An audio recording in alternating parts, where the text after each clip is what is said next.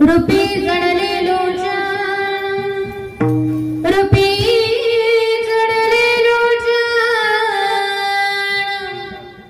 पायी स्थिरावले मन देह भाव हरपला तुझा पाहता विठ्ठला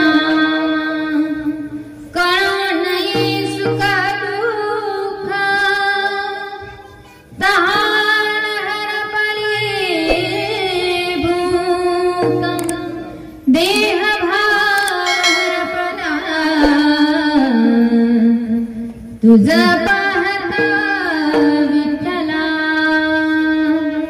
तुका म्हणेनो हे परती तुझ्या दर्शनी मागुती देह भाव हरपला तुझा पाहता विठ्ठला विठ्ठल विठ्ठल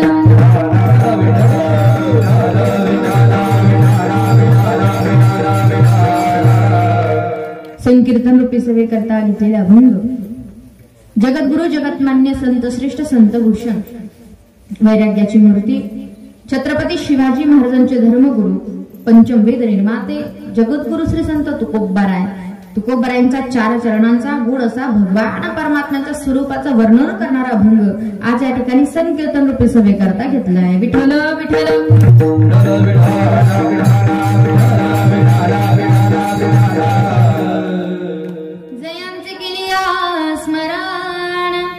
होय सकळ विद्यांचे अधिकरण तेची बंधू श्री चरण श्री गुरूंचे नमस्कारोणी आता मधुर धई सद्गुरु जेने तारिलो हा संसार पुरु म्हणून विशेषी अत्याधरू विवेकावरी सरस्वती माते द्यावी माज स्फूर्ती येतो का कुलती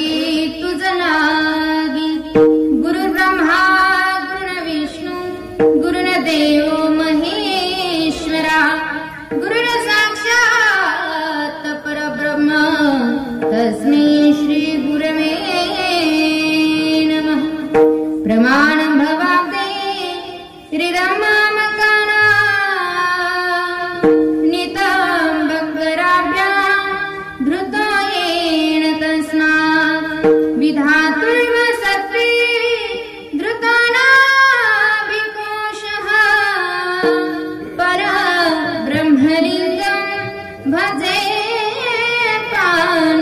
पांडुरंगा कृपप्रथम मन दुसरे चरण संतांची त्यांच्या कृपादाने कथेचा विस्तारू बाबाजी सद्गुरु दास तुका कलावज्ञ जीवोद्धरार्थावतारं कलांकांक तेजोधिकामोदिवक्त्रं खलाईशवादा पणोरार्हदक्षं समाधिस्तमृतिं भजे ज्ञानदेवं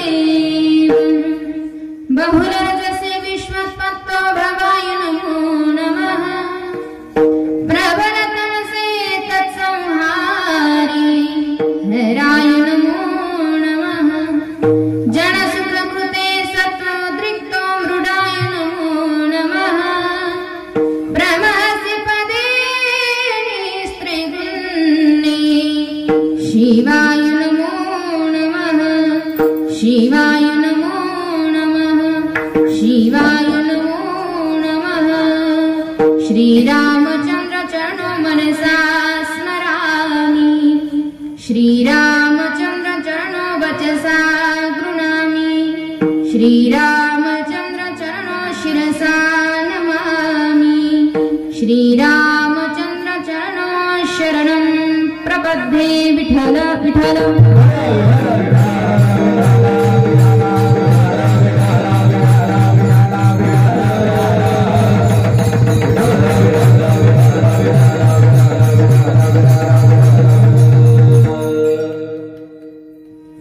रूपी जडले लोचन पायी स्थिरावले मन देह भाव हरपला तुझ पाहता विठ्ठला परम मंगलमय परात्पर अखिलेश्वर अकारण करुणा वरुणालय भक्तवंचल कल्पतरू तडिदित विनंदित पितांबरधारी पंढरीदीश पांडुरंग परमात्म्याच्या कृपा आशीर्वादाने साधू संतांच्या कृपा आशीर्वादाने सिद्धेश्वर भगवंताचा पवित्र पावन दरबार आहे। उरलेला जो काही वेळ आहे त्या वेळेमध्ये गोड असं भगवंताचं चिंतन करूया। आपण सर्वजण माझ्या समोर बसलेले वयानं ज्ञानानं अनुभवानं माझ्यापेक्षा ज्येष्ठ श्रेष्ठ मंडळी आहात। उपस्थित असणारे बाबा आहेत, मृदुंगाची साथ करणारे महाराज आहेत। आपण सर्वजण सर्वांच्या चरणाला अगदी नतमस्तक होते। मस्तक माझा पायावरी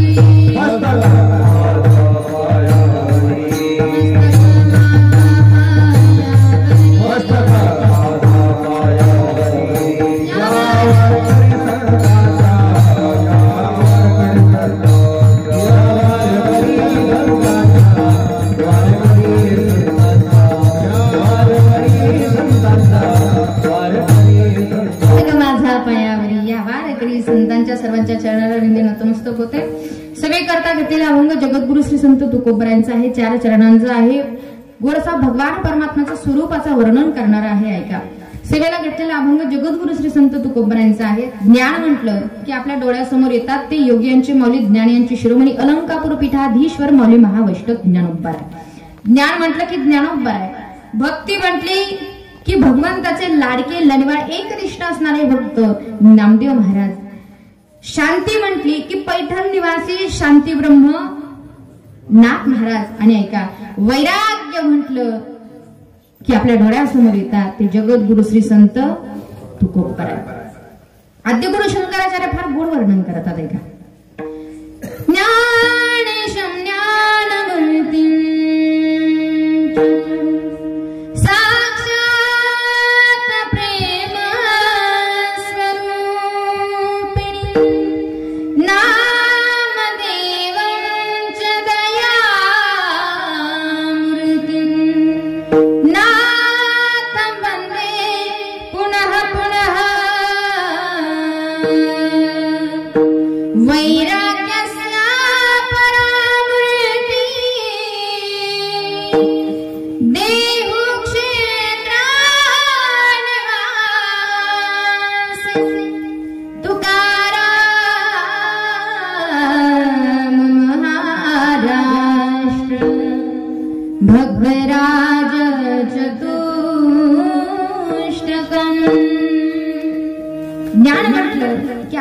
समोर येतात ते मौली महावैष्णव ज्ञानोबराय। ज्ञानोबरायांचा जर अधिकार सांगायचा म्हटला, ज्ञानोबरायांबद्दल जर वर्णन करायचं म्हटलं तर ज्ञानोबरायांचा अधिकार सांगितलाय का। ज्ञानाचा सागर सखा माझा ज्ञानेश्वर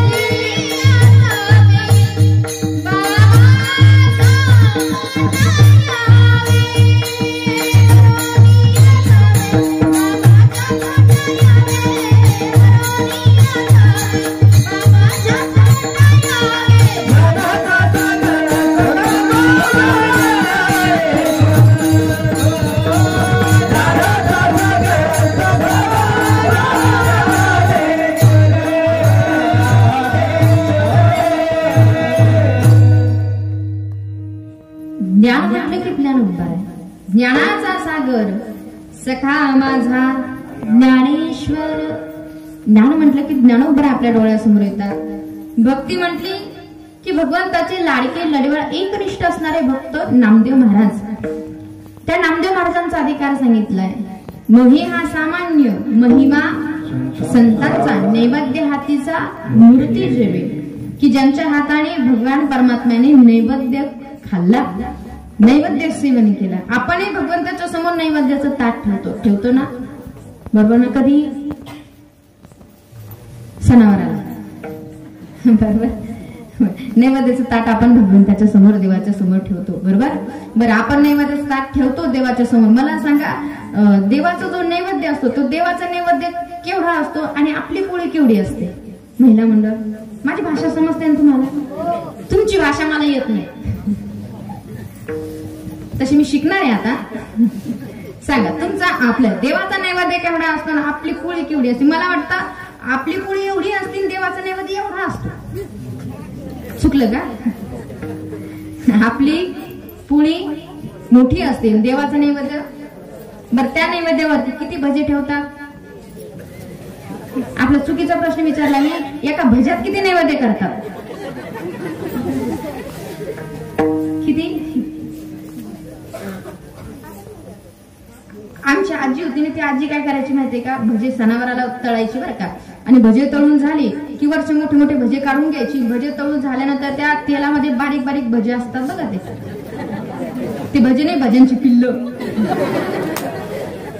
त्याच्यात ते छोट घ्यायची. बाबा, त्या बाबाची नाही,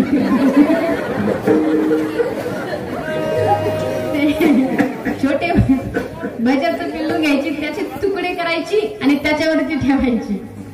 किती कुरड्या ठेवतात? कुरडे सगळं पूर्ण कुरड्या करतात ना इकडे? हा, किती कुरड्या आहे? नाही, कुरडाईचा एक तार, अजून काय म्हणतात त्याला? तुकडा. आमच्याकडे माकुडा म्हणतात. काय करतात? त्याच्यावरती एक तुकडा ठेवतात, बरोबर? असा आपला नैवेद्य देवाच्या समोर आपण ठेवतो. ज्या वेळेला आपण भगवंताच्या समोर आपण नैवेद्याचं ताट ठेवणं, त्यावेळेला भगवंताला प्रार्थना करा. शर्करा खंड खाद्यानि दधी क्षीर घृतानि च प्रसादं भक्ष भोजं च नैवेद्यं प्रतिगृह्यता. भगवंताला प्रार्थना करा.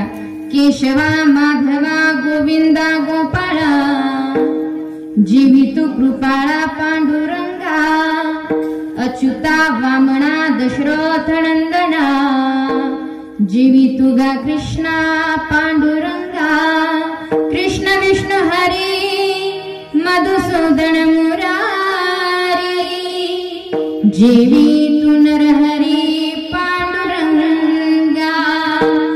ऐसी लागे करिता विठ्ठल पावला नैवेद्य जीविला नामयाचा. भगवंतानं नामदेव महाराजांच्या हाताने नैवेद्य दिला. हा नाम्याची खीर चाखितो चोखवाची गुरे राखितो पुरंदराचा हा परमात्मा वाली दामाजी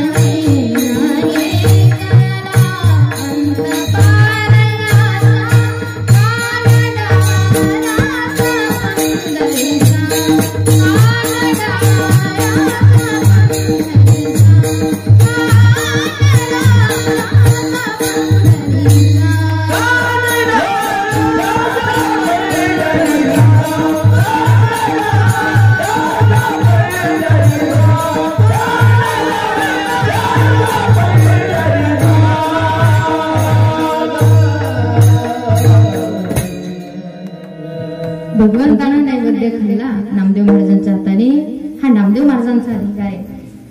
शांती म्हटली की नाथ महाराज, किती शांतता नाथ महाराजांच्या ठिकाणी. जे संतही आहेत, जे शांतही आहेत आणि जे श्रीमंतही आहेत असे नाथ महाराज. यौवन अंगावरी थुंकला प्रसाद देऊन या मुक्त केला. एवढे अधिकार संपन्न असलेले नाथ महाराज आहे. आणि एका वैराग्य म्हटलं की आपल्या डोळ्यासमोर येतात ते जगद्गुरु श्री संत तुकोबाराय. जगद्गुरु श्री संत तुकोबाराय तुम्हाला आम्हाला जरी मानवी वेशामध्ये दिसत असतील तर तुकोबारायांचा अधिकार सांगितलाय. तुका भासला मानवी वेशधारी परिहारीला विग्रही निर्विकारी स्वयं श्री हरी व्यापक सर्व जीवा तुका तोची तो हा परब्रह्म ठेवा. तुकोबारायांचा अधिकार तुका राम नाम घेता का पेय. एवढे अधिकार संपन्न असलेले जगद्गुरु श्री संत तुकोबाराय. विठ्ठल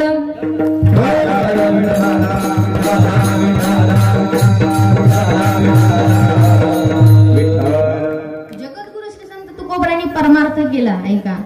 पण जगद्गुरु श्री संत तुकोबारायांनी बाबा कधी दिखावपणाने परमार्थ केला नाही. ऐका, तुकोबारायांनी साधना केली, तुकोबारायांनी परमार्थ केला. पण ऐका, देवाला आवडणारी साधना तुकोबारायांनी केली. देवाला आवडणारा परमार्थ जगद्गुरु श्री संत तुकोबारायांनी केला. तुकोबारायांनी परमार्थ केला, दिखावपणाने परमार्थ केला नाही. तुकोबारायांनी साधना केली, देवाला आवडणारी साधना जगद्गुरु श्री संत तुकोबारायांनी केली. भगवंताला आवडणारा परमार्थ जगद्गुरु श्री संत तुकोबारायांनी केला. आणि एक सांगू का, मला तरी असं वाटतं आपल्याला काय आवडतं यापेक्षा देवाला काय आवडतं ना हे फार महत्वाचं आहे. अगदी गोड प्रमाण दिलं बाबांनी. आपल्याला काय आवडतं यापेक्षा देवाला काय आवडतं ना हे फार महत्वाचं आहे. आणि काय आवडतं देवाला? आवडे देवासी तो ऐका प्रकार. काय आवडतं देवाला? नामाचा उच्चार रात्रंदिवस. काय आवडतं भगवंताला? तुळशी माळ गळा, गोपी चंदन टिळा. गळा तुळशीची माळ, कपाळाला गोपी चंदनाचा टिळा ही भगवंताची आवड आहे. तुकोबारायांनी परमार्थ केला. आपल्याला आवडणारा परमार्थ नाही, देवाला कसा परमार्थ आवडेल असा परमार्थ जगद्गुरु श्री संत तुकोबारायांनी केला. आणि ऐका, त्याचं फळही तुकोबारायांना मिळालं. काय फळ मिळालं माहितीये का? तुकोबारायांना त्याचं फळ असं मिळालं की तुकोबारायांच्या जीवनामध्ये आनंदाची प्राप्ती झाली. तुकोबारायांना जीवनामध्ये आनंद प्राप्त झाला. जगद्गुरु श्री संत तुकोबाराय वर्णन करतात, माझ्या जीवनामध्ये एवढा आनंद झाला, एवढा आनंद झाला, एवढा आनंद झाला. यांना जीवनामध्ये आनंदाची प्राप्ती झाली. किती आनंद झाला? सुखाचे व्यवहारी सुख लाभ झाला, आनंद कोंडला मागे पुढे. एवढा आनंद झाला. तुकोबाराय म्हणतात त्या आनंदाचा पूर आला. पूर आला आनंदाचा, पूर आला आनंदाचा, लाटा उसळती प्रेमाच्या, लाटा उसळती प्रेमाच्या, लाटा उसळती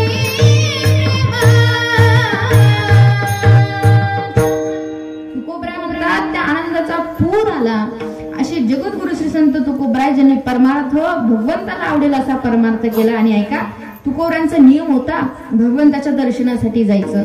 तुकोबारायांनी काय करावं? गळ्यामध्ये विणा अडकावा, हातामध्ये चिपळ्या घ्याव्यात आणि भगवंताचं नामस्मरण करत करत करत करत तुकोबारायांनी पंढरपूरकडे निघावं. ऐका, गळ्यामध्ये विणा अडकवलेला आहे, हातामध्ये चिपळ्या आहेत आणि तुकोबाराय भजन करत करत करत करत पंढरपूरकडे निघाले. राम कृष्ण हरी जय जय राम कृष्ण हरी, राम कृष्ण हरी जय जय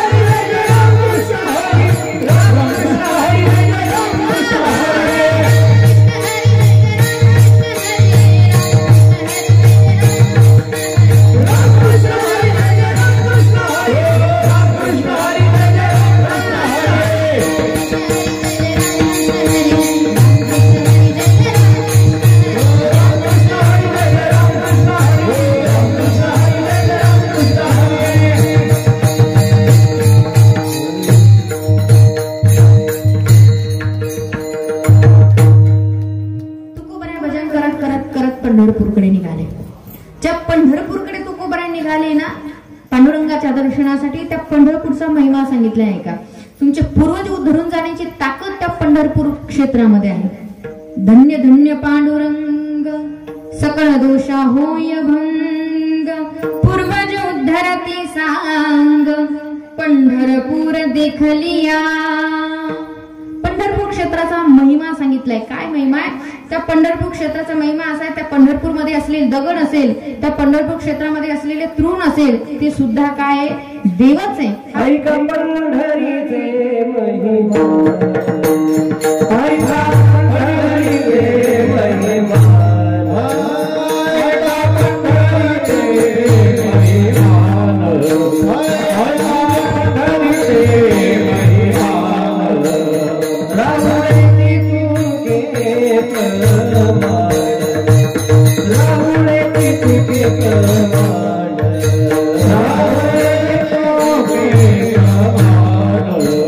राहुले तुके प्रमाण. तेथे तृण आणि पाषाण,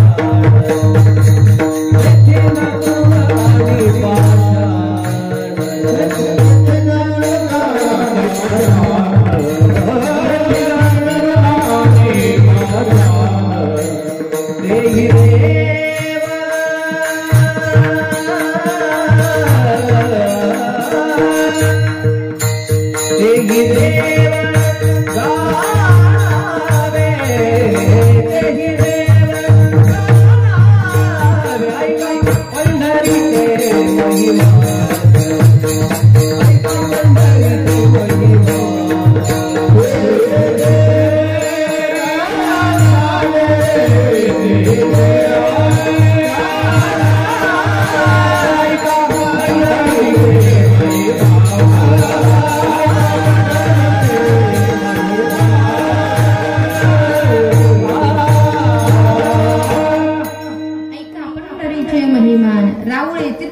पाषाण, तेथील तृण आणि पाषाण तेही देव जाणावे. पंढरपूर क्षेत्राचा महिमा आहे. पंढरपूर क्षेत्रामधील पाषाण असेल, पाषाण म्हणजे दगड, तृण म्हणजे गवत, तेही देव जाणावे. सकळ तीर्थाचे माहेर भूवैकुंठ पंढरपूर, ते सगळ्या तीर्थांचं माहेर पंढरपूर सांगितलेलं आहे. त्या पंढरपूर क्षेत्रामध्ये जगद्गुरु श्री संत तुकोबराय पोहोचले आहे का? चंद्रभागेचं स्नान जगद्गुरु श्री संत तुकोबरायांनी केलं. ज्या चंद्रभागेचं स्नान जगद्गुरु श्री संत तुकोबराय करत आहे ना, त्या चंद्रभागेचा महिमा अवघीच तीर्थे घडली एक वेळा चंद्रभागा डोळा देखलिया. हा त्या क्षेत्राचा, त्या तीर्थाचा महिमा आहे. सगळ्या क्षेत्रामध्ये वरिष्ठ क्षेत्र म्हणजे पंढरपूर क्षेत्र सांगितलं आहे का? सगळ्या देवांमध्ये श्रेष्ठ देव पंढरपूरचा पांडुरंग परमात्मा सांगितलाय. सगळ्या तीर्थामध्ये श्रेष्ठ तीर्थ चंद्रभागेचं तीर्थ सांगितलंय. आणि सगळ्या भक्तांमध्ये श्रेष्ठ भक्त म्हणजे भक्तराज पुंडलिक सांगितलेलं आहे. त्या चंद्रभागेचं स्नान जगद्गुरु श्री संत तुकोबरायांनी केलं. स्नान झालं, तुकोबरा दर्शनासाठी निघाले. पुढे पुंडलिकरायांचं दर्शन घेतलं जगद्गुरु श्री संत तुकोबरायांनी. दर्शन घेतलं, पुढे निघाले, गरुड खांबाला आलिंगन दिलं. पुढे निघाले, भगवान परमात्म्याच्या समोर जगद्गुरु श्री संत तुकोबराय उभे आहेत. ऐका, भगवंताच्या समोर तुकोबराय उभे आहे. भगवंताला पाहिलं तुकोबरायांनी आणि तुकोबरायांना भाव समाधी लागली. गळ्यामध्ये विणा अडकलेला आहे, हातामध्ये चिपण्या आहेत आणि तुकोबराय एकटक नजरेनं भगवंताकडे पाहताय. डोळ्याची पापणी आहे, ती डोळ्याची पापणी ही खाली पडत नाहीये, फक्त एकटक नजरेनं भगवंताकडे पाहताय. 5 मिनिट झाले, 10 मिनिट झाले, फक्त एकटक नजरेनं पाहताय. हलत नाही, बोलत नाही, डोलत नाही, काहीच नाही. नेमकं भगवंताला प्रश्न पडला, तुकोबाला झालं तरी काय? आले तसे फक्त 15 मिनिट झाले, तसे फक्त एकटक नजरेनं पाहताय. डोळ्याची पापणीही त्यांची खाली पडत नाही. नेमकं तुकोबाला झालं तरी काय? काय झालं? म्हणून भगवंतानं तुकोबरायांना असा धक्का दिला आणि आवाज दिला, तुकोबा. काय देवा? तुकोबा, तुम्ही आल्यापासून मी बघतोय, तुम्ही फक्त एकटक नजरेनं माझ्याकडे पाहता. तुम्ही हलत नाही, बोलत नाही, डोलत नाही, तुमची डोळ्याची पापणी ही खाली पडत नाही. तुकोबा, तुम्हाला झालं तरी काय? त्यावेळी तुकोबराय सांगतात, देवा, तुझं हे तेज पुंज असलेलं रूप पाहिलं आणि देवा सांगू का, माझा जीव तुझ्या रूपावरती जडला आणि माझं मन तुझ्या पायावरती स्थिर झालं. अभंगाचं प्रथम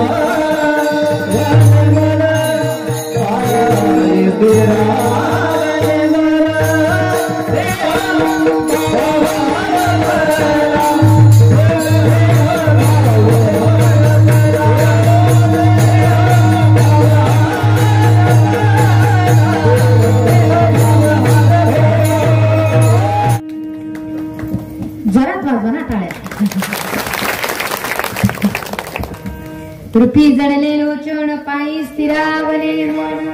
तुकोबराय वर्णन करता देवा तुझ्या रूपाकडे पाहिलं, तुझं तेजपुंज रूप पाहिलं आणि देवा परिणाम काय झाला तर माझा जीव तुझ्या रूपावरती जडला. रूपी जडले लोचन पायी स्थिरावले मन. आणि हे मन तुझ्या पायावरती स्थिर झालं.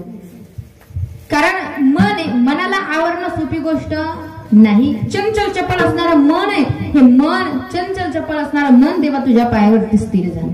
कारण शास्त्रामध्ये 10 गोष्टी चंचल सांगितलेल्या आहे. कोणत्या? मनो मधुकर मेघो मान्नी मदनो मरुत मा मधो मरकटो मत्सो मकार दश चंचला. 10 गोष्टी चंचल सांगितलेल्या आहे. मन, भ्रमर, पाऊस, स्त्री, मदन, वारा, लक्ष्मी, गर्व, माकड आणि मासे. हे 10 गोष्टी चंचल सांगितल्या आहे. त्याच्यामध्ये प्रथम क्रमांकाला मन आहे. हे मनाला आवडणे एवढी सोपी गोष्ट नाही. स्वतः भगवान परमात्मा गीतेमध्ये वर्णन करतात. चंचलम हि मन कृष्ण प्रमाती बलवदृढम तस्याहम निग्रहम मन्ये वायुरीव सुदुष्करम. हे मन अवघड आहे, चंचल आहे. कबीर महाराज म्हणतात मन कसं आहे? मन लोभी, मन लालची, मन चंचल, मन चोर, मन के मत मत चलिए पलक पलक मन और. हे मन कसं आहे? मन लोभी आहे, मन लालची आहे, मन चंचल आहे, मन चोर आहे. मनाच्या मतानं चालू नका. असं चंचल चपळ असणारं मन देवाच्या पायावरती स्थिर झालं आणि देवा तुझ्या रूपावरती जीव जडला. मग तुमच्या मनामध्ये साहजिकच प्रश्न निर्माण होईल, देवाच्या रूपावरती जीव जडण्यासाठी तो सुंदरता असावा लागतो ना. तो कसा आहे? ठाईचा चिकाळा अनादि बहु काळा म्हणून वेदा चाळा लावी लागे माये. भगवंत कसा आहे? काळा आहे, सावळा आहे. मग त्याच्या रूपावरती जीव जडला कसा? ऐका, सुंदरता ही दोन अंगाने बघायची असते. एक आहे वस्तुनिष्ठ सुंदरता आणि एक आहे व्यक्तिनिष्ठ सुंदरता. सुंदर कुणाला म्हणायचं? ज्याच्या रूपामध्ये नाविन्य आहे त्याला म्हणायचं सुंदर. ज्याला पाहिल्यानंतर मन स्थिर होतं त्याला म्हणायचं सुंदर. देवाचं सौंदर्य वाढत वाढत जाणार आहे आणि आपलं सौंदर्य हे घटत घटत जाणार आहे. मला सांगा, आपण जसं लहानपणी दिसत होतं तसं तरुणपणी आहेत का? जसे तरुणपणी दिसतात तसे म्हातारपणी आहेत का? नाही. आपलं सौंदर्य हे घटत घटत जाणार आहे. आपलं सौंदर्य कसं माहितीये का? लहानपणी वेगळे, तारुण्यात वेगळे, म्हातारपणात वेगळे. म्हातारपणाची अशी अवस्था होते. खोबऱ्याची वाटी माहिती तुम्हाला? खोबऱ्याची वाटी तुम्हाला नाही रे, त्यांना विचारलं मी. खोबऱ्याची वाटी म्हातारपणाची अवस्था आहे. खोबऱ्याची वाटी झाले असे मुख, गळत असे नाक, श्लेष्मपुरी. ही अवस्था आपली म्हातारपणाची आहे. तुमचं आमचं सौंदर्य घटत जाणार आहे, देवाचं सौंदर्य वाढत जाणार आहे. विठ्ठल आपलं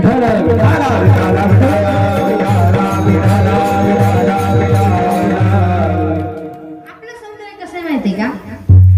एक मुलगा ना आई वडिलांच्या लग्नाचा अल्बम बघत होता. ऐका बरं का, आई वडिलांच्या लग्नाचा अल्बम बघत होता. अल्बम बघत असताना तेवढ्यामध्ये आई आली आणि मुलानं प्रश्न केला. म्हटले, आई आई इकडे काय बाळा?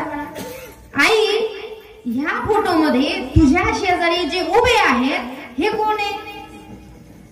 आई म्हटले, असं काय करतो बाळा? हे तुझे डॅडी.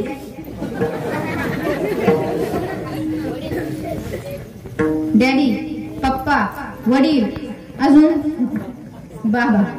बर, हे तुझे कोण आहे? आता नाही तुम्ही बोलणार. हे तुझे कोण आहे? बाबा आहे, वडील आहे. बर, आई ह्या फोटो जर माझे वडील आहे तर मग घरात जे टपलू राहतात ते कोणी मग? म्हणजे काय लग्नाच्या वेळेला डोक्याला चांगले किस होते, पण आता तुमचं आमचं सौंदर्य घटत घटत जाणार आहे आणि देवाचं सौंदर्य वाढत जाणार आहे. विठ्ठल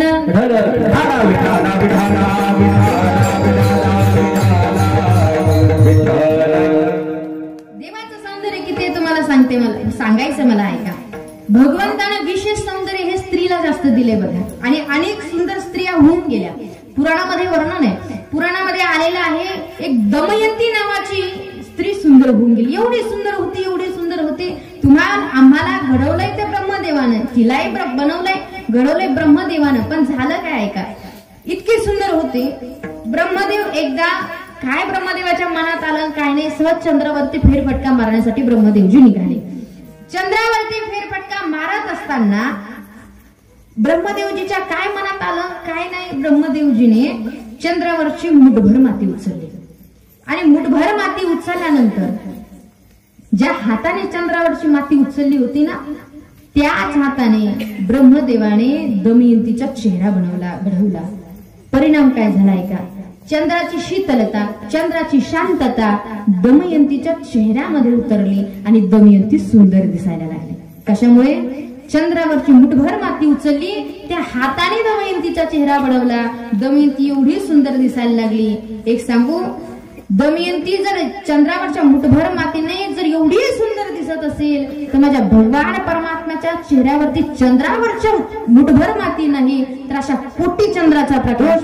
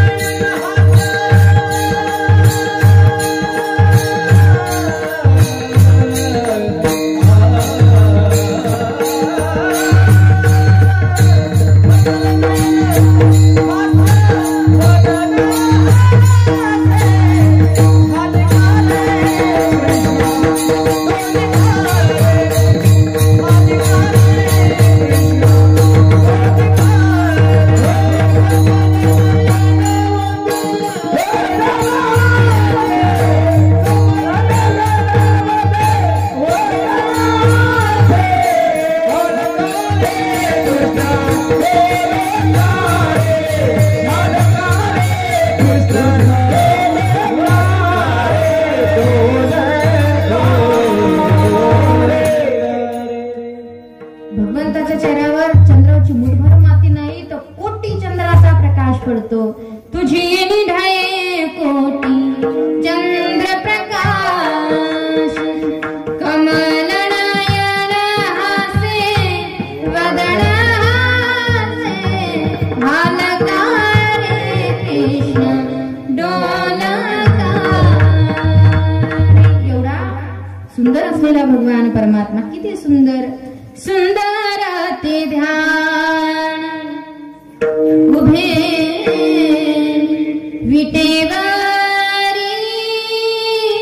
सुंदर ते ध्यान करकटे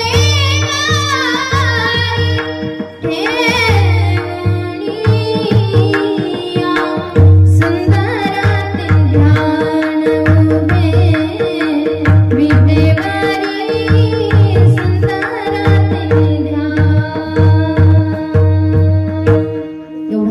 भगवंत पांडुरंग कांती दिव्य तेज जरकती, रत्न किळभा कती प्रभा, अगणित लावण्य तेज कंकणाने, नवर्णावे ते धेची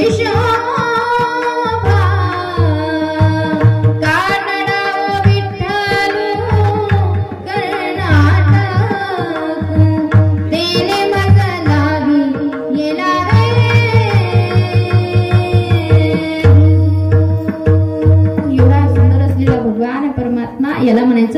वस्तुनिष्ठ सुंदरता विठ्ठल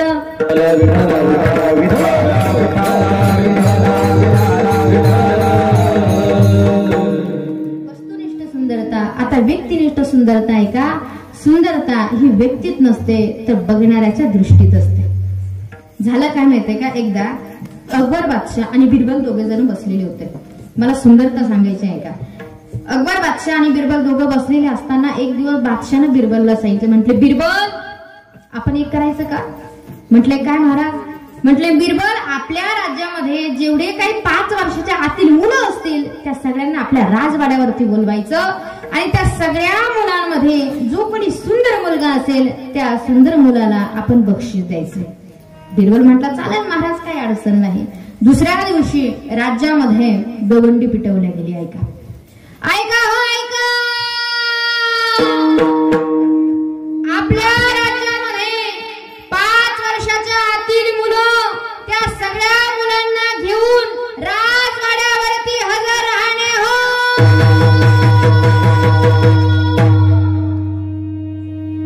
ऐकली का? नाही त्यांच्या करता एकदा जोरदार टाळ्या वाजवा. तुम्ही होते का ना दवंडी पेटवायला तिथं? राज्यामध्ये दवंडी पिटवली गेली. मग जी ते आई ज्याच्या तिच्या मुलाला सुंदरपणे सजवायला लागली, नटवायला लागली, सुंदर कपडे घातले, डोळ्यामध्ये काजळ लावलं, कपाळाला सुंदर असा गंध लावला, जी ती आई ज्याच्या तिच्या मुलाला सुंदर सजवून नटून राजवाड्यावरती घेऊन आली. राजवाड्यावरती आणल्यानंतर आता ऐका, बिरबल होता ना बिरबल, त्या बिरबलाने सुद्धा एक मुलगा आणला बरं का. बिरबलाने मुलगा आणला, पण आणला कसा आणला माहितीये का? तो ढेकळा जरी पडला ना तरी ओळखू येणार नाही, असा पोरगा आणला. बरं याच्यात हे तर काहीच नाही, असा होता त्याच्या नाकातून गंगा यमुना वाहत होता. त्या गंगा यमुना वाहत असताना कुठेतरी थांबवलं पाहिजे ना, मग त्या तो काय करायचा, वाहायला लागले का असा हात लावायचा. व्हायचं काय, काही इथं लागायची खीर, काही इथं गालाला, काही अशा माश्या बसलेला, 2-4 माशीने जीव दिलेला. तुम्हाला काही चेहरा चित्र समोर येते का? असं पोरग बिरबलनी आणलं आणि ते पोरग आणून त्या सगळ्या पोरांमध्ये बसवलं. बसवल्यानंतर बादशाहने सांगितलं बिरबल करायची का सुरुवात? म्हटले हो महाराज, पण महाराज मुलांचं परीक्षण करायचं आहे, त्याच्यासाठी कुणीतरी परीक्षक पाहिजे. बादशाह म्हटलं मी आहे, मी मुलांचं परीक्षण करतो.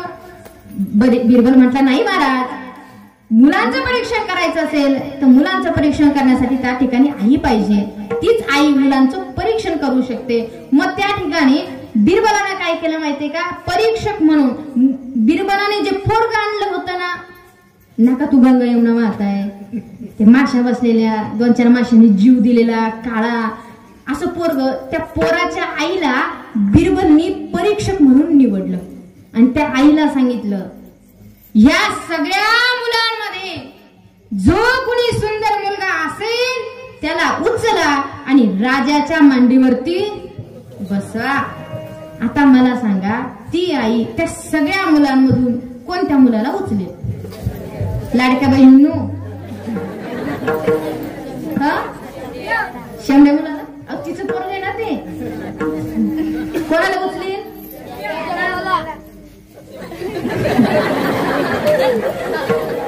म्हणजे तुम्हाला माहिती कोणाला उचलेल? मला सांगा, तिचं पोरग सुंदर आहे का दिसायला? सुंदर, पण आईच्या दृष्टीनं तिचा मुलगा तिच्यासाठी कसा आहे? सुंदर आहे. ऐका आता, तुकोबराय सांगतात माझा देव काळा असला, सावळा असला तरी तो मला, तो सावळा जरी असला, काळा जरी असला तरी तो मला आवडतो. सावळे रूपडी सोरटे चित्ताचे, उभे पंढरीचे, विटेवरी तो एवढा आवडतो, एवढा आवडतो, एवढा आवडतो. किती? जीवेची या जीवा प्रेम भावाची या भावा, जीवेची या जीवा प्रेम भावाची या भावा, जीवेची या जीवा प्रेम भावाची या भावा, जीवेची या जीवा प्रेम भावाची या भावा. जगात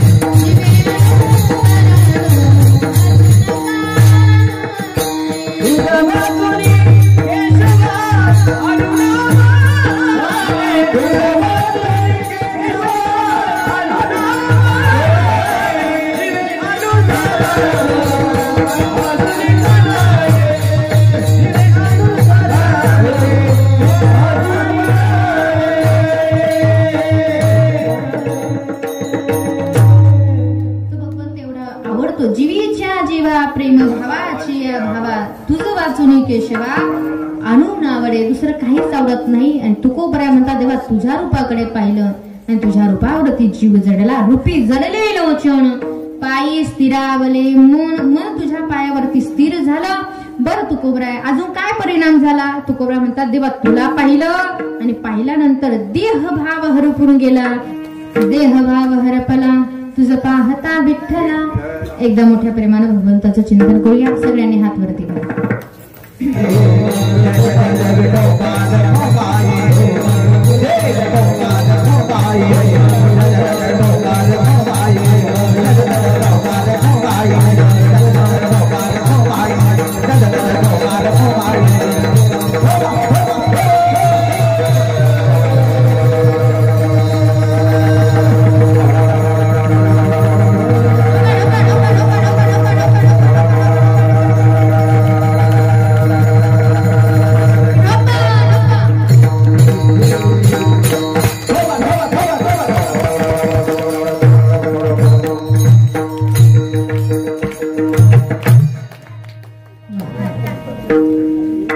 देहभाव हरपला तुझं पाहता विठ्ठला.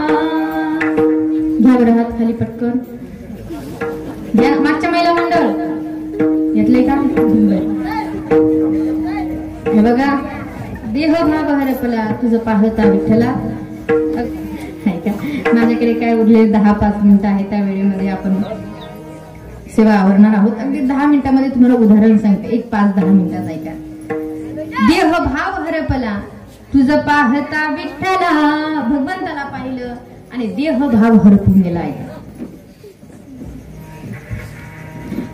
विश्वामित्र जी आहे विश्वामित्रजींच्या यज्ञाचं रक्षण करून देहभाव हरपला हा भाव मला तुम्हाला सांगायचा आहे. ऐका. विश्वामित्रजींच्या यज्ञाचं रक्षण करून प्रभू श्री रामचंद्र आणि लक्ष्मण भैया विश्वामित्रजी निघाले. ऐका. मिथिला नगरीकडे निघाले. मिथिला नगरीकडे जात असताना त्यांना गौतम ऋषींचा आश्रम लागला. इकडे लक्ष द्या. गौतम ऋषींचा आश्रम लागला. आश्रम अतिशय सुंदर होता. प्रभू श्री रामचंद्रांनी गौतम ऋषींचा आश्रम पाहिला. त्या आश्रमाची बांधणी सुंदर होती. त्या आश्रमाच्या समोर सुंदर असा नयनरम्य असा बगीचा होता. प्रभू रामचंद्र त्या ठिकाणी गेले. प्रभू रामचंद्रांनी पाहिलं, लक्ष्मण भैयानं पाहिलं आणि प्रभू रामचंद्रांनी पाहिलं की त्या आश्रमाच्या दारातच एक दगडाची शिळा पडलेली होती. प्रभू रामचंद्रांनी प्रश्न केला, गुरुजी हा एवढा सुंदर असलेला आश्रम आहे, एवढी सुंदर कुटिया आहे, पण इथं चैतन्य का नाहीये? त्यावेळेला आपल्या विश्वामित्रजींनी सांगितलं, म्हटले रामा या ठिकाणी गौतम ऋषींनी अहिल्याला शाप दिलेला आहे. ती दगडाच्या स्वरूपात या ठिकाणी पडलेली आहे आणि रामा तुझा पाय त्याला लागला की तिचा उद्धार होणार आहे. म्हणून रामा त्या दगडाला तू पाय लाव. प्रभू रामचंद्रांनी विचार केला, अहिल्या ही पतिव्रत आहे आणि पतिव्रतेची शक्ती फार आहे. तुका म्हणे पतिव्रता, तिची देवावरील सत्ता, जिच्यामध्ये सूर्याला थांबवण्याची शक्ती आहे तिला म्हणतात पतिव्रता. पतिव्रता वेगळी आणि पतिव्रता वेगळी बरं का. पतीची मता अनुसरोनी पतिव्रता.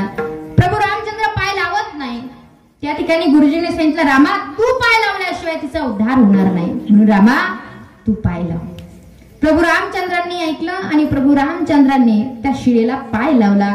पाय लावल्याबरोबर शिळा होती मनुष्या झाली, थोर कीर्ती वाखाणिली. पाय लावला आणि पाय लावल्याबरोबर अहिल्या स्त्री रूपाने प्रगट झाली. आता अहिल्या स्त्री रूपाने प्रगट झाली. प्रभू रामचंद्रांनी त्या दगडाला पाय लावला, दगडाची बाई झाली. अशी बातमी सगळीकडे पसरायला लागली, अशी वारासारखी पसरली. प्रभू रामचंद्रांचा पाय दगडाला लागला की दगडाची काय होते? बाई होते. होते, अशी बातमी वाढासारखी पसरायला लागली. ही बातमी मिथिला नगरीकडे पोहोचली आहे का? मिथिला नगरीपर्यंत पोहोचली. सीतामाईला लग्नाच्या अगोदरच माहिती होतं की यांचा पाय दगडाला लागला की दगडाची बाई होते. प्रभू रामचंद्रांचा आणि सीतामाईचा विवाह झाला. विवाह झाल्यानंतर आता प्रभू रामचंद्रांच्या पाया पडायचंय. पण ऐका, पाया पडायचंय पण सीतामाई पाया पडायला तयार नाही. सीतामाई पाया पडत नाही. सीतामाईच्या ज्या कलवऱ्या होत्या, तुमच्याकडे काय म्हणतात, कलवऱ्या का करवल्या? हो, कलवऱ्याच ना. सीतामाईच्या ज्या कलवऱ्या होत्या त्या म्हणायला लागल्या, अगं सीते पाया पड, जिजीच्या पाया पड. जिजीच म्हणत्या ना कदाची, अगं पाया पड. सीतामाई पाया पडत नाही. सीतामाई पाया पडायला तयार नाही. राजा जनकजी पुढे आले, अगं जानकी पाया पड. सीतामाई पाया पडत नाही. सुनैना माता पुढे आली, अगं जानकी पाया पड. सीतामाई पाया पडत नाही. मोठी मोठी मंडळी सीतामाईला सांगू लागले पण सीतामाई पाया पडत नाही. सीतामाई पाया पडायला तयार नाही. सीतामाईची आई सुनैना माता पुढे आली, अगं जानकी काय हा अल्लडपणा आहे? अगं जगाचा मालक तुला पती म्हणून मिळाला आणि तू पाया पडत नाही. का पडत नाही जानकी पाया? त्यावेळेला सीतामाई सांगायला लागल्या, ऐका. सीतामाई सांगते, अगं आई मी पाया का पडत नाही त्याचं कारण तुला सांगते. आई तुला माझ्या मिस्टरांची पावर माहिती नाही. माझ्या मिस्टरांची पावर किती तुला सांगू का? जंगलातून येता येता त्यांचा पाय एका दगडाला लागला तर त्या दगडाची बाई झाली आणि तू म्हणते पाया पड. मी पाया का पडत नाही त्याचं कारण तुला सांगते आई. ऐक, मी पाया का पडत नाही त्याचं कारण आहे माझ्या कपाळाला बांधलेली जी कपाळपट्टी नाही, त्या कपाळपट्टीला हिरे हिरे, आणि हिरे म्हणजे काय? दगडच आहे. मी पाया पडण्यासाठी वाकले आणि पाया पडण्यासाठी वाकल्यानंतर माझ्या कपाळपट्टीला असणारे जे हिरे आहे, जे दगड आहे, त्या हिऱ्यांचा स्पर्श जर त्यांच्या पायाला झाला आणि त्याच्यातून जर बाया तयार झाल्या तर पुढे सवती करून घेती. आणि इकडं जंगलातला दगड काळा असल तर बाई सुद्धा काळी झाली असल. पण या कपाळपट्टीला जे लावलेले आहे ना हिरे हिरे, चमकणारे हिरे, याच्यातून ज्या बाहेर येते ना त्या ऐश्वर्या राय, करीना कपूर, श्रीदेवी, आणि हे त्यांच्याच नादी लागतील. मग मी काय करू? रामाचा पद लागता जडशिळा झाली त्वरे कामिनी, या लागी रघुत्तम पती मातेन च मी नमी, रत्नांच्या युवती सुरम्य सवती होतील माते यदा, रामाची अवप्रीती मजवरी होईल गे सर्वदा, या लागी रघुत्तम पती मातेन च मी नमी. म्हणून आई मी पाया पडत नाही. सीतामाई पाया पडायला तयार नाही. ही जशी बातमी मिथिला नगरीपर्यंत पोहोचली ना, तशी ऐका ही बातमी जंगलामध्ये राहणाऱ्या ऋषीमुनींपर्यंत पोहोचली. ऐका, ऋषीमुनींपर्यंत पोहोचली. सगळ्या ऋषींना कळालं की प्रभू रामचंद्रांचा पाय दगडाला लागला की त्या दगडाची बाई होते. ऋषींना कळालं. सगळ्या ऋषींनी मीटिंग बसवली. मीटिंग बसल्यानंतर सगळे ऋषीमुनी म्हणू लागले, सगळे काम आपल्यालाच करावं लागतात. धुणं भांडी आपण करायची, घर झाडायचं आपण, स्वयंपाक आपण करायचं, भांडी आपण घासायची, सारवण आपण करायचं, सगळे काम आपल्याला करावे लागतात. त्यामुळे तपश्चर्या करायला वेळ भेटत नाही. म्हटले आपण असं करू, प्रभू रामचंद्रांचा पाय दगडाला लागला की त्या दगडाची काय होते? बाई होते. आपण असं करू, प्रभू रामचंद्रांकडे दगड घेऊन जाऊ आणि प्रभू रामचंद्रांना सांगू, प्रभू आम्हाला या दगडाचे काय करून द्या.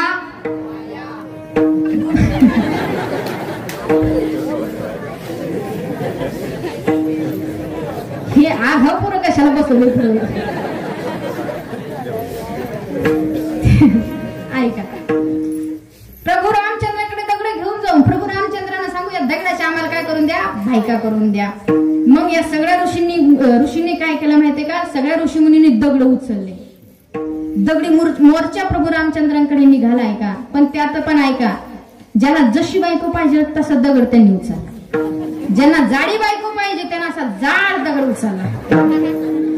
ज्याला बायको बारीक पाहिजे त्यांना अशी चीप उचलली. ज्याला गोरी बायको पाहिजे त्यानं गारगुटी उचलली. ज्याला जशी बायको पाहिजे तसा दगडी मोर्चा प्रभू रामचंद्रांकडे निघाला. प्रभू रामचंद्रांच्या समोर सगळे ऋषीमुनी उभे आहेत कशासाठी? देवा आम्हाला या दगडाच्या बायका करून द्या. आणि सगळ्या ऋषी मुनींनी भगवान परमात्म्याचं स्वरूप पाहिलं आणि पाहिल्याबरोबर ध्यात्वा नीलोत्पल श्यामं रामं राजीवलोचनं जानकी लक्ष्मणोपेतं जटामुकुटमंडितं. भगवंताला पाहिलं आणि पाहिल्याबरोबर हे ऋषी मुनी म्हणायला गेले होते काय? देवा आम्हाला या दगडाच्या बायका करून द्या. पण तिथं गेले आणि हे म्हणायला लागले देवा आम्हाला तुमच्या बायका करून घ्या. परिणाम काय झाला? देहभाव. त्या ठिकाणी ते ऋषी मुनी विसरून गेले. भगवंताला पाहिलं. देहभाव हरपला तुझ पाहता विठ्ठला. विठ्ठल विठ्ठल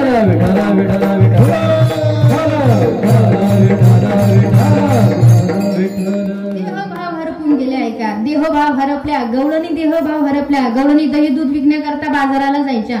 डोक्यावरती दह्या दुधाची मडकी घेऊन बाजारामध्ये निघायच्या आणि म्हणत जात असताना त्या गवळीने म्हणायच्या दही घ्या, तूप घ्या, लोणी घ्या म्हणत म्हणत त्या गवळीने निघायच्या.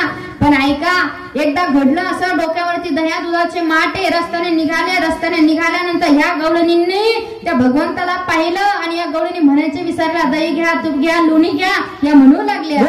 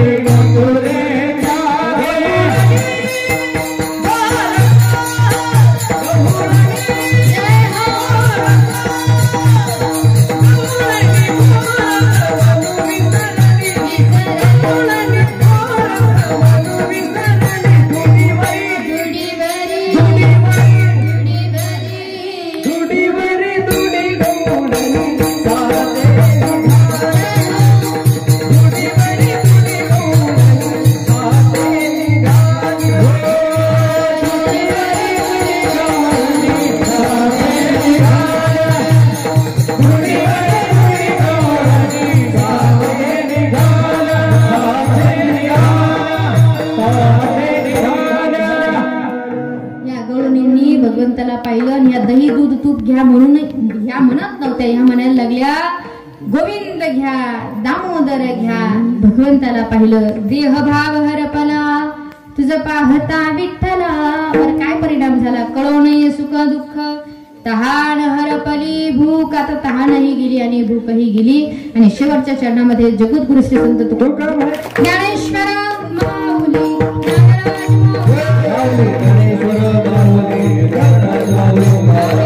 रूपी जडले लोचन पायी स्थिरावले मन. देहभाव हरपला तुझ पाहता विठ्ठला. झालेली सेवा भगवान परमात्म्याच्या चरणी समर्पित करण्यापूर्वी तुम्हा सर्व माता पित्यांचे मनस्वी आभार मानते. जे चुकलं असेल ते माझ्या बुद्धीचा दोष, जे बरोबर असेल ते गुरुवरांचा आशीर्वाद म्हणून घेण्याचा या ठिकाणी प्रयत्न करा. आज या ठिकाणी सेवेला ज्यांनी गोड अशी या ठिकाणी साथ केलेली आहे, मृदुंगाची गोड अशी साथ ज्यांनी केली, हरिभक्तपरायण अवधूत महाराजांची मनस्वी आभार. त्यांच्या गाता एकदा जोरदार टाळ्या. फार गोड या ठिकाणी गायनाची ज्यांनी गोड अशी साथ केली, केशव महाराजांची मनस्वी आभार. या ठिकाणी गोड अशी गायनाची साथ महाराजांनी केली, हरिभक्तपरायण कैलास महाराजांची मनस्वी आभार. या ठिकाणी गायनाची ज्यांनी गोड अशी साथ केली ती माझी पती हरिभक्तपरायण युवा कीर्तनकार मयूरजी महाराज येवले महाराजांची मनस्वी आभार. या ठिकाणी हार्मोनियमची साथ बाबांनी केली, बाबांची मनस्वी आभार. माझा आवाज तुमच्यापर्यंत ज्यांनी गोड असा पोहोचवला साऊंड सिस्टम आणि दादा फार गोड अशी साथ या ठिकाणी केली. काही सांगायची गरज पडली नाही. गोड अशी ऑपरेटिंग दादांनी केली. दादांचे मनस्वी आभार. तुम्ही सर्वजण या ठिकाणी उपस्थित राहिलात, एवढ्या वेळ शांततेने कीर्तन श्रवण केलं. आपणा सर्वांचे मनस्वी आभार. जे चुकलं असेल ते माझ्या बुद्धीचा दोष, जे बरोबर असेल गुरुगणांचा आशीर्वाद, झालेली सेवा भगवान परमात्म्याच्या चरणी समर्पित आणि सेवेला पूर्णविराम. विठ्ठल जय जय विठ्ठल.